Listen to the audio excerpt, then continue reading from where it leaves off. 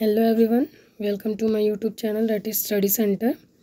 And हमने DT plus पे TGT social science के लिए एक सीरीज़ स्टार्ट करी है और आज हम इस सीरीज़ को कंटिन्यू करेंगे। आप प्लीज़ मेरी प्रीवियस की जो वीडियोस हैं उनको ज़रूर देख लीजिएगा, क्योंकि मैंने उसमें क्वेश्चन नंबर 1 to 40 डिस्कस करा है। बाकी मैं प्लेलिस्ट को इस वीडियो के डिस्क्रिप्शन में लिंक दे दूँगी। अगर आपने नहीं देखा है तो आप उस डिस्क्रिप्शन में लिंक है, उससे आप मेरी प्लेलिस्ट को देख सकते हैं।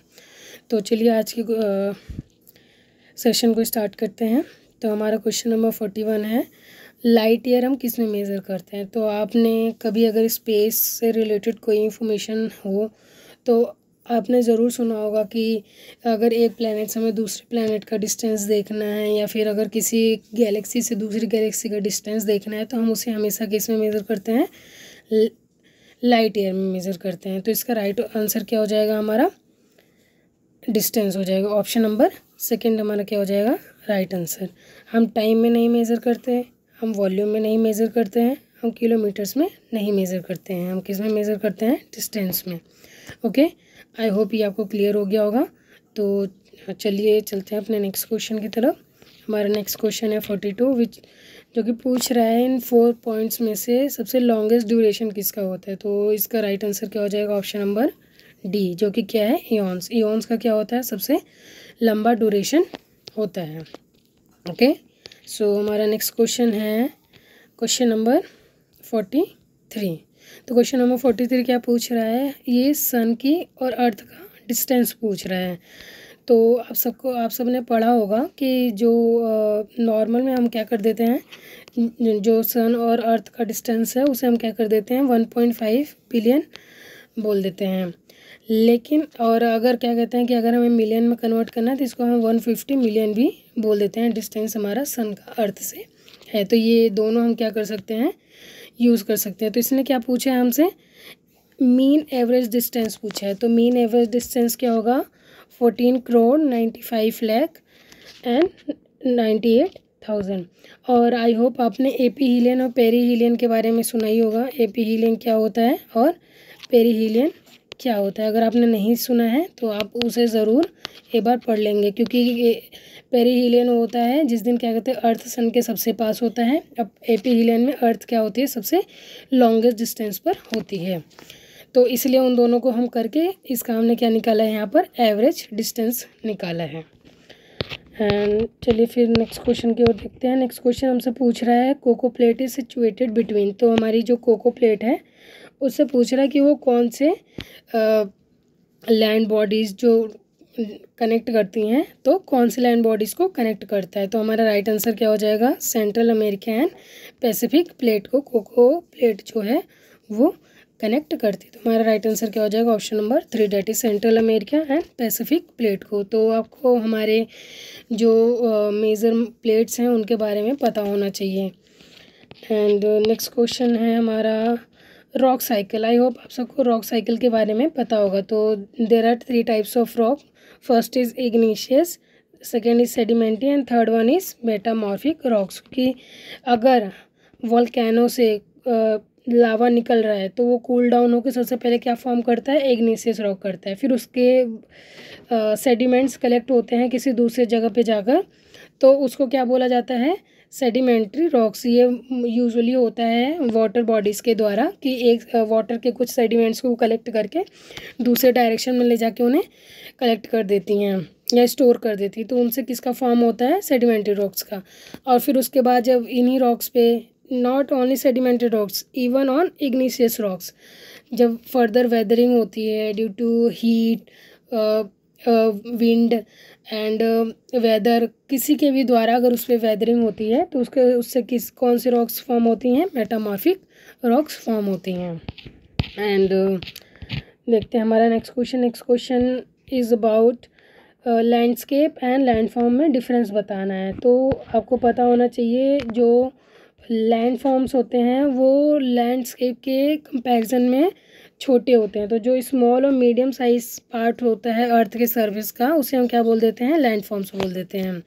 और अगर क्या कहते हैं कि जो और बहुत सारी लैंड फॉर्म्स को मिलाया जाए तब जाके हमारा क्या होता है, लैंडस्केप का निर्माण होता है। ओके, तो हमारा क्वेश्चन नंबर 47 आ गया। क्वेश्चन नंबर 47 में आपको सबसे पहले ये फिगर देखनी है और आपको मतलब पता लगाना है कि जो पॉइंट्स आपको इंडिकेट कर रहे हैं ये कौन सा किस चीज़ को इंडिकेट कर रहे हैं। तो इसका राइट आंसर हो जाएगा हमारा option number c, that is karst topography. क्या हो जाएगा, कास्ट टोपोग्राफी।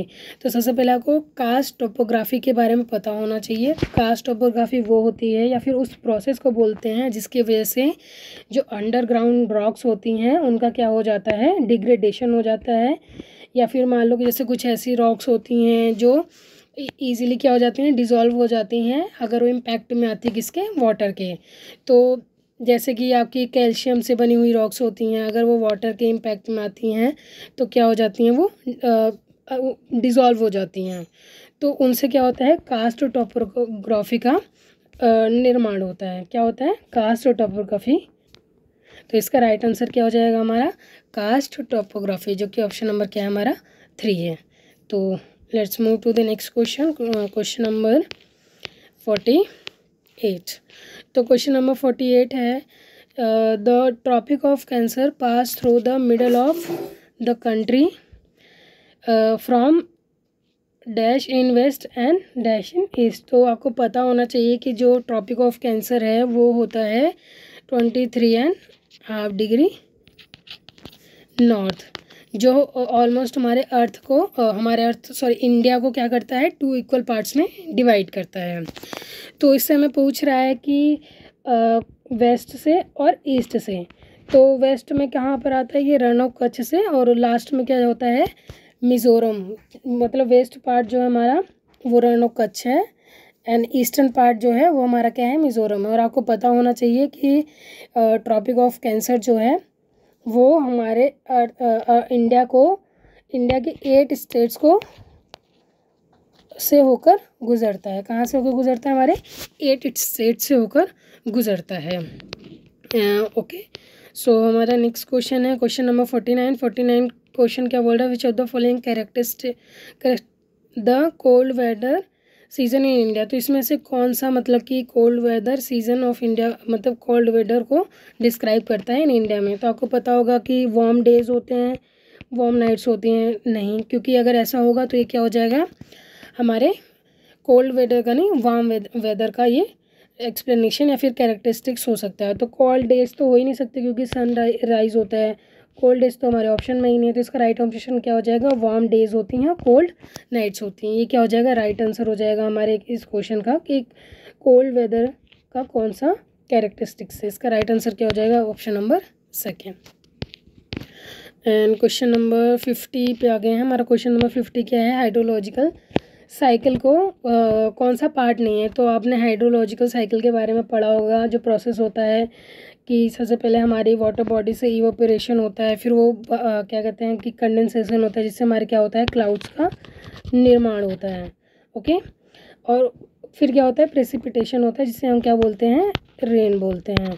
लेकिन जो हाइड्रेशन होता है वो हमारे हाइड्रोलॉजिकल साइकिल, इसे हम रेन प्रोसेस भी बोलते हैं। हाइड्रोलॉजिकल साइकिल को हम रेन प्रोसेस भी बोल सकते हैं। ओके, तो जो हमारा क्या कहते हैं कि हाइड्रेशन है, ये हमारे हाइड्रोलॉजिकल साइकिल का पार्ट नहीं है। तो ऑप्शन नंबर 1 क्या हो जाएगा, करेक्ट हो जाएगा। हमारा नेक्स्ट क्वेश्चन है question number 51, convert the given statement of scale 1 inch which represent 4 miles in रेफ्टर स्केल। तो इसका राइट ऑप्शन क्या हो जाएगा, ऑप्शन नंबर 1 RF 1:253:440। एंड हमारा क्वेश्चन नंबर 52 है, construct a geographical scale for a map drawn at a scale of 1:50,000 and read the distance in kilometre. तो इसका राइट ऑप्शन क्या हो जाएगा, option number 1 that is 7.5 kilometre. Next question है हमारा question number 53। Question number 53 is discuss about G, this is called a rate of biomass production. Option number 2 is our right option. And question number 54 is, जो plankton belongs to they are belongs as primary consumer, they are belong as primary consumer. Option number 1 is right. Next question है हमारा, गुरला Mandhata is situated in, तो गुरला मंदाता जो है वो कहाँ पर है हमारा, नेपाल में है। तो इसका राइट आंसर क्या हो जाएगा, ऑप्शन नंबर सी।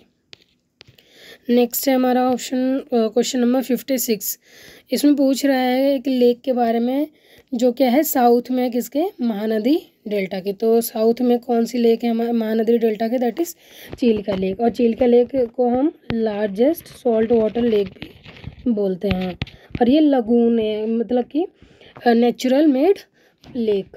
और उसके बाद क्या बोलते हैं इसको, ये कहाँ कौन से स्टेट में, ये उड़ीसा में है। कहाँ पर है ये, उड़ीसा में। I hope this is clear to you all.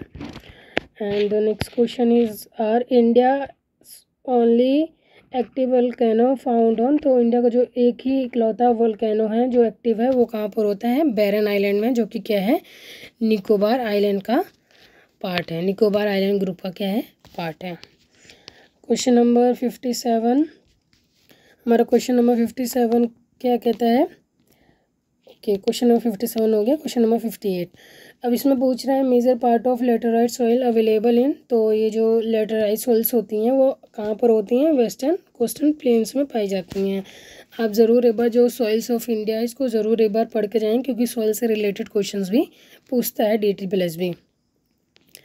Next है क्वेश्चन हमारा क्वेश्चन नंबर 59, तो tropical evergreen and semi evergreen forest located in, तो जो सबसे पहले आपको पता होना चाहिए जो ये ट्रॉपिकल एवरग्रीन और सेमी एवरग्रीन फॉरेस्ट होते हैं, ये वो फॉरेस्ट होते हैं जिसमें मोर देन क्या होता है 200 सेंटीमीटर रेंज होती है। और इनका जो एवरेज टेम्परेचर होता है वो ज़्यादा होना चाहिए 22 डिग्री सेल्सियस से। तो ये कहाँ पे पाए जाते हैं, नॉर्थ ईस्टर्न स्टेट जो अपने इंडिया के हैं उसमें ये फॉरेस्ट पाए जाते हैं। And question number last question है आज के हमारे सेशन का, क्वेश्चन नंबर 60, जो कि क्या कह रहा है, density of population is high in Uttar Pradesh. आप अगर मतलब कि प्रिपेयर करें तो आप अभी तक तो हमारे पॉपुलेशन का कोई डाटा आया नहीं है, तो इसके लिए हम जो आंसर है उसको 2011 में जो हमारा क्या कहते हैं कि आई थी रिपोर्ट, उस पर हम रिलाई करते हैं। तो उसके अकॉर्डिंग उत्तर प्रदेश क्या है, सबसे पॉपुलेटेड स्टेट है अपने इंडिया का अभी तक। तो आई होप ये सेशन आपके लिए काफ़ी इम्पॉर्टेंट रहा होगा, और इसके क्वेश्चंस आपसे ज़रूर DTPLS में 1-2 दिख जाएंगे। तो आप इस सेशन को अच्छे से करें, और कुछ भी अगर डाउट है तो आप कमेंट में उसे लिख सकते हैं, मैं आपको क्या कहते हैं उसका सॉल्यूशन प्रोवाइड करा दूँगी। तो मिलते हैं नेक्स्ट सेशन में,